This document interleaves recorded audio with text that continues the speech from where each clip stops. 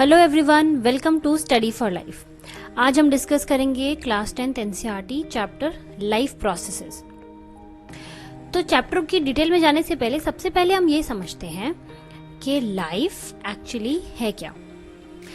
क्या चीजें हैं जो लिविंग ऑर्गेनिज्म को नॉन लिविंग ऑर्गेनिज्म से डिफरेंट करती हैं, या मतलब हम कैसे पता करेंगे कि कोई भी ऑर्गेनिज्म जो है वो लिविंग है। जनरली अगर हमसे पूछा जाए कि कोई भी ऑर्गेनिज्म जो है वो लिविंग है या नॉन लिविंग है, तो हम क्या देखते हैं?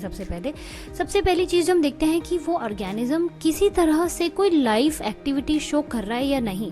जैसे कि क्या वो ऑर्गेनिज्म मूव कर रहा है, जैसे ह्यूमन बींग्स हाथ पैर हिलाते हैं, ऐसे ही बाकी दूसरे एनिमल्स भी अपनी बॉडीज को मूव करते हैं।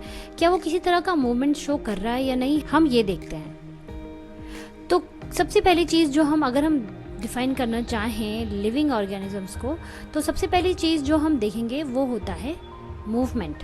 कोई भी ऑर्गेनिज्म अगर मूव कर रहा है तो हम कह देंगे कि ये लिविंग है। लेकिन अगर कोई ऑर्गेनिज्म सो रहा है अभी, तो जब कोई एनिमल सो रहे हैं तो इसका मतलब वो उस वक्त नॉन लिविंग है? नहीं, बिल्कुल भी नहीं।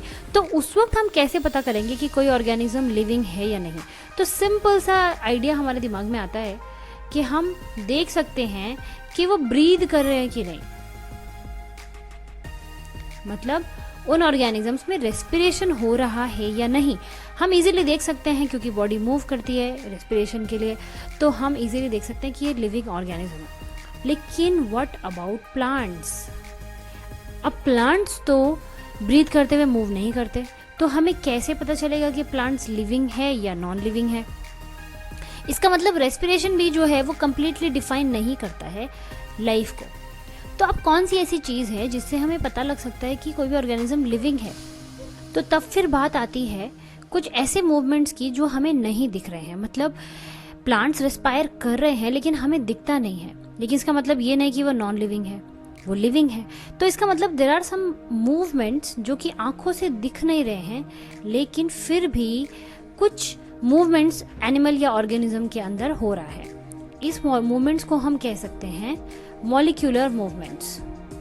मतलब अगर कोई इनविजिबल मूवमेंट भी बॉडी के अंदर हो रहा है जो हमें हमारी आंखों से नहीं दिख रहा, लेकिन मॉलिक्यूलर लेवल पे कोई ना कोई मूवमेंट हो रही है, तो फिर हम उस ऑर्गेनिज्म को लिविंग बोल सकते हैं। अब इसको हम कैसे समझेंगे? जैसे कोई भी एक्टिविटी जो बॉडी के अंदर हो रही होती है उसके लिए मॉलिक्यूलर मूवमेंट्स का होना बहुत ज़रूरी होता है। कुछ ना कुछ मूवमेंट अंदर हो रहे होते हैं, केमिकल्स का मूवमेंट और गैसेस का मूवमेंट बॉडी के अंदर होता है, जिसकी वजह से कोई भी प्रोसेस होती है। जैसे फॉर एग्जांपल हम जानते हैं कि वायरसेस जो हैं वो बॉडी के बाहर नॉन लिविंग होते हैं, लेकिन जैसे ही ये किसी बॉडी के अंदर एंटर करते हैं वैसे ही ये लिविंग बन जाते हैं। तो जब ये यहाँ पर हैं, बाहर हैं बॉडी के, तो उस वक्त ये नॉन लिविंग होते हैं क्योंकि इनके अंदर कोई भी मॉलिक्यूलर मूवमेंट नहीं हो रही होती है। लेकिन जैसे ये बॉडी के अंदर एंटर करते हैं वैसे ही इनमें मूवमेंट स्टार्ट हो जाती है और ये रिप्रोड्यूस करना शुरू कर देते हैं और दूसरे तरह के मूवमेंट, जिससे कि हमें पता चलता है कि अब ये लिविंग की तरह बिहेव कर रहे हैं। ऑलराइट, ऐसे ही सारे ऑर्गेनिजम्स में कुछ ना कुछ मूवमेंट अंदर होते हैं। अब इसको कोई भी जो लिविंग ऑर्गेनिज्म है वो एक वेल ऑर्गेनाइज्ड स्ट्रक्चर होता है। कोई भी एनिमल को आप देखो, इंसान को आप देखो, तो हम एक वेल ऑर्गेनाइज्ड स्ट्रक्चर हैं। उसका मतलब क्या? उसका मतलब ये कि हमारी जो बॉडी है वो ऑर्गन से मिलकर बनी है। फिर ये ऑर्गन बने होते हैं टिश्यूज से, ये टिश्यूज बने होते हैं सेल्स से, और ये सेल्स के अंदर बहुत सारे छोटे छोटे पार्ट्स हैं जिनको हम बिल्कुल माइन्यूट डिटेल में जाके देखेंगे तो बहुत सारे मॉलिक्यूल्स हैं जो कि बेसिकली इन सब चीज़ों को बनाने के लिए रिस्पॉन्सिबल हैं। अब अगर यहाँ पर कोई मूवमेंट होती है तो वो ऑर्गेनिज्म लिविंग होगा। ऑलराइट, तो अब हमें समझ में आ गया कि जो कॉम्प्लेक्स ऑर्गेनिजम्स हैं उनके अंदर कुछ ना कुछ मूवमेंट मॉलिक्यूलर लेवल पे होती हैं। लेकिन ये मूवमेंट्स हो क्यों रही हैं? बेसिकली ये मूवमेंट्स किस पर्पस के लिए होती है? तो देखिए, कोई भी जो लिविंग ऑर्गेनिज्म है वो एनवायरनमेंट से रिलेटेड है या उसमें एक्सपोज्ड है, वो एनवायरनमेंट पे डिपेंड करता है अपनी बहुत सारी ज़रूरतों के लिए। तो अगर एनवायरनमेंट में हम एक्सपोज हैं तो उसके इफेक्ट की वजह से जो सिस्टम है कई बार ब्रेक डाउन भी हो जाता है। मतलब अगर इसको अच्छे से संभाला नहीं गया तो ये ब्रेक डाउन भी हो सकता है। तो ये बॉडी ब्रेक डाउन ना हो उसके लिए ये मॉलिक्यूल्स रेगुलरली मूव करते हैं और कुछ तरह की प्रोसेसेस करते हैं जिसको हम बोल सकते हैं रिपेयर और मेंटेनेंस। ये रिपेयर और मेंटेनेंस का जो काम है वो हमेशा बॉडी के अंदर चलता रहता है ताकि ऑर्गेनिज्म जो है वो जिंदा रहे। रिपेयर को समझते हैं बड़े लेवल पे समझते हैं, जैसे हमें हमारी बॉडी में चोट लग गई और बहुत ज़्यादा ब्लीडिंग हो रही है। अब अगर हमने उसको रिपेयर नहीं किया तो ऑर्गेनिज्म की डेथ हो जाएगी। ऐसे ही इंटरनल लेवल पे भी बहुत तरह के रिपेयर चलते रहते हैं, सेल्स डेड होती रहती है, नई सेल बनती रहती हैं, और भी बहुत तरह के मेंटेनेंस बॉडी के अंदर चलते हैं और वो होते हैं इस मॉलिक्यूल्स के मूवमेंट के हेल्प से। इसीलिए जो भी ऑर्गेनिजम्स हैं, सारे लिविंग ऑर्गेनिजम्स के अंदर लाइफ को मेंटेन रखने के लिए उसके अंदर रिपेयर और मेंटेनेंस का काम चलता रहता है, और इन्हीं सारे रिपेयर और मेंटेनेंस के प्रोसेस को हम बोलते हैं लाइफ प्रोसेसेस। तो अगर इसको डेफिनेशन को समझना हो तो हम कैसे समझेंगे? लाइफ प्रोसेसेस क्या होते हैं? Life processes are basically the processes that together perform this maintenance job in order to remain alive are life processes. मतलब ऑर्गेनिज्म को जिंदा रखने के लिए उसके अंदर जितने भी प्रोसेसेस हो रहे हैं वो सारे के सारे कहलाते हैं लाइफ प्रोसेसेस, और जिनकी वजह से हम किसी भी लिविंग ऑर्गेनिज्म को लिविंग बोलते हैं और नॉन लिविंग को नॉन लिविंग बोलते हैं, क्योंकि उनके अंदर ये मेंटेनेंस का जॉब नहीं हो रहा है या रिपेयर का जॉब नहीं हो रहा है। चलो अब चलते हैं नेक्स्ट पार्ट की तरफ और देखते हैं कि ये प्रोसेसेस कौन से हैं। What are these maintenance processes? तो देखो, किसी भी काम को करने के लिए हमें जरूरत होती है एनर्जी की। बिना एनर्जी के कोई काम हो ही नहीं सकते। अब ये एनर्जी हमें कहाँ से मिलती है? ये एनर्जी हमें मिलती है हमारे फूड से। जिस भी तरह का फूड हम खा रहे हैं या कोई भी ऑर्गेनिज्म जिस भी तरह का फूड ले रहे होते हैं वो बेसिकली ले रहे होते हैं ताकि उनको एनर्जी मिल सके। तो ये जो मेंटेनेंस का जॉब है, जो रिपेयर का जॉब है, उसके लिए जो एनर्जी चाहिए वो हमें मिल रही है फूड से। ऑलराइट, तो ये सबसे पहला इंपॉर्टेंट लाइफ प्रोसेस हो गया किसी भी लिविंग ऑर्गेनिज्म को जिंदा रखने के लिए, और इस लाइफ प्रोसेस को हम बोलते हैं न्यूट्रिशन। फूड को बॉडी के अंदर लेना और उसको काम में लाना होता है न्यूट्रिशन। उसके बाद जो दूसरी लाइफ प्रोसेस है, अब हमने खाना खा लिया, लेकिन खाना तो मेरे डाइजेस्टिव सिस्टम में गया, मेरे स्टमक में गया, वहां से इस खाने को पूरी बॉडी तक पहुंचाना। मतलब जो फूड मैंने लिया है, सपोज मैंने चपाती खाई, वो जो ग्लूकोज में कन्वर्ट हुई वो तो अभी मेरे इंटेस्टाइन्स या स्टमक और इंटेस्टाइन तक ही पहुंचा।